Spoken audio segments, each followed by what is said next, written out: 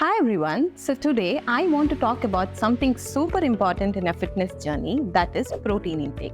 So most of us are relying on supplements and protein shakes for your protein requirement in your fitness journey. But did you know you can also rely on natural food sources for your protein requirement? So protein is also important for building muscles and repairing muscles. Also, it supports our immune system and keeps us fuller. So generally, what is the amount of protein your body needs on a daily basis? For example, if you have a sedentary lifestyle, you can focus on 0.8 to 1 gram of protein per kg body weight on a daily basis. If you're working out intensely on a regular basis, you can focus on 1.2 to 2.2 grams of protein per kg body weight. That again depends on how intense your workout is.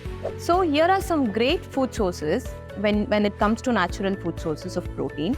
So for non-vegetarians, it is usually eggs, chickens and fish. And for vegetarians, you can rely on lentils and beans, that especially green beans, which has good amount of protein in it.